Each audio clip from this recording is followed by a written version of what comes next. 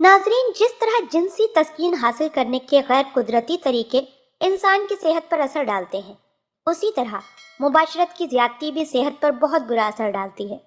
मर्द के लिए औरत के साथ मुबाशरत ज़रूरी, दुरुस्त और कुदरती फ़ेल है, लेकिन जब ये कुदरती और ज़रूरी फ़ेल तिब्बी उसूलों की हदूदों को पार करके ज्यादती की मंजिल तक पहुंच जाता है, तो यह आरिज़ा एक मर्ज बन जाता है। मुबाशरत की ज्यादती आमतौर पर शादी के बाद शुरू होती है, तकरीबन 4-5 साल तक, उस वक्त तक जब तक कोई बच्चा पैदा नहीं हो जाता।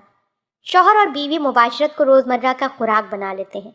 आमतौर पर देखा गया है कि शादी के बाद मर्द और औरत पर एक अजीब सा नशा तारी हो जाता है, और उस नशे में वो सारी रात और दिन में भी जब भी मौका मिलता है मुबाशरत में मशगूल हो जाते हैं।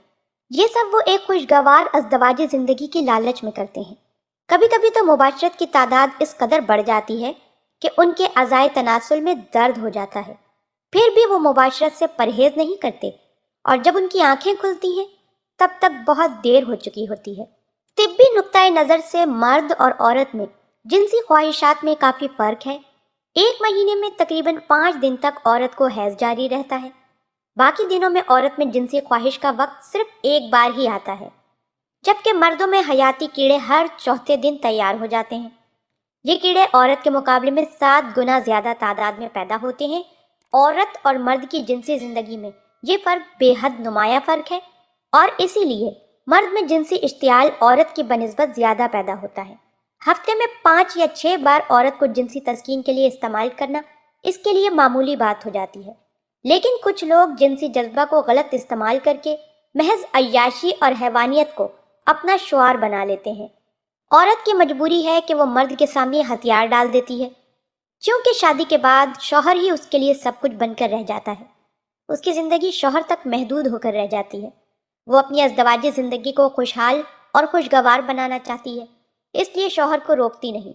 इसके अलावा औरतों में जिनसी तालीम की कमी भी मर्द को मुबाशरत की ज़्यादती पर आमादा कर देती है। औरत के आसानी से हथियार डाल देने पर मर्द को खुशी नहीं होती। वो चाहता है कि औरत मुबाशरत में उसकी शरीक बने, उसे भरपूर ताउन दे, अपनी खुशी से उस काम में हिस्सा ले।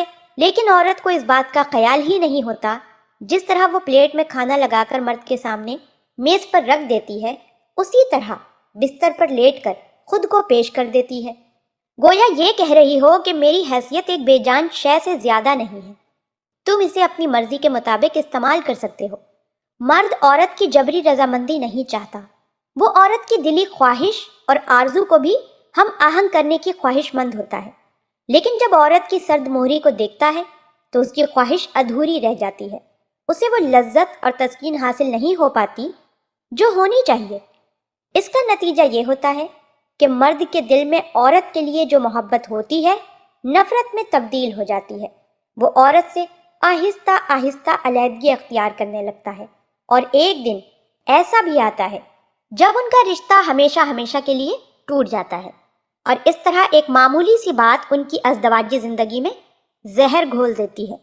शादी के बाद एक एक रात में 3-3, 4-4 बार मुबाशरत करना आम बात है, लेकिन मुबाशरत की ये ज़्यादती नए शादीशुदा जोड़े पर बहुत बुरा असर डालती है। मुबाशरत कितने दिनों के बाद करनी चाहिए, उसके लिए मियाद मुकर्रर करना मुश्किल है, क्योंकि मुबाशरत का सीधा ताल्लुक मर्द औरत की सेहत, ताकत, ख्वाहिशात पर मुनहसर है। कई ऐसे लोग होते हैं जो शादी के बाद कई साल तक रोज़ाना मुबाशरत करते रहते हैं, लेकिन उनकी सेहत पर इसका कोई बुरा असर नहीं पड़ता और ना उनकी जिस्मानी ताकत में कोई कमी आती है। माहिरीन की राय है कि अगर मुबाशरत ज़्यादा दिनों के बाद की जाए तो सेहत के लिए अच्छा रहेगा।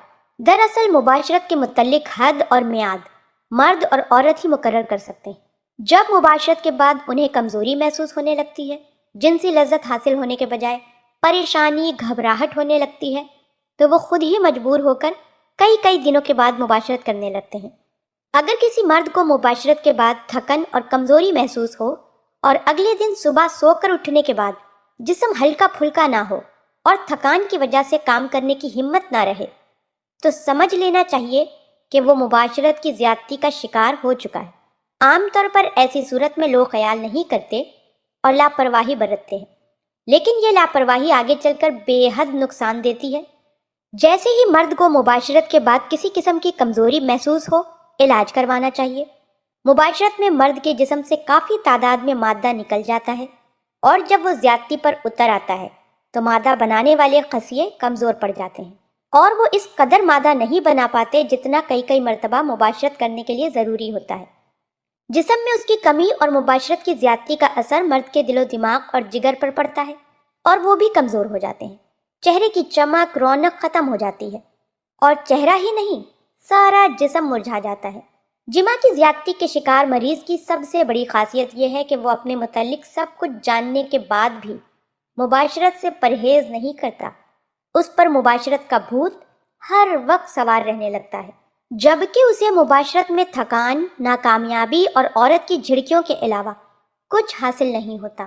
اس طرح جماع کی زیادتی پاگل پن کے علاوہ اور کچھ نہیں، کیونکہ اس مرض کا مریض کسی کی ہدایت پر غور کرنے کے لیے یا اسے سننے کے لیے تیار نہیں ہوتا۔ ایسی صورت میں مریض کا اپنا مضبوط ارادہ ہی اسے اس مرض سے نجات دلا سکتا ہے۔ اللہ پاک ہم سب کو دین کی سمجھ عطا فرمائے اور اس کے مطابق زندگی بسر کرنے کی توفیق عطا فرمائے، آمین۔ آپ ہمارے چینل کو ضرور سبسکرائب کر لیں اور اپنی قیمتی رائے کا اظہار کمنٹس میں ضرور کریں۔ کمنٹس میں آپ اپنے سوالات بھی ہم تک پہنچا سکتے ہیں۔ اللہ پاک آپ سب کو اپنے حفظ و امان میں رکھے، آمین۔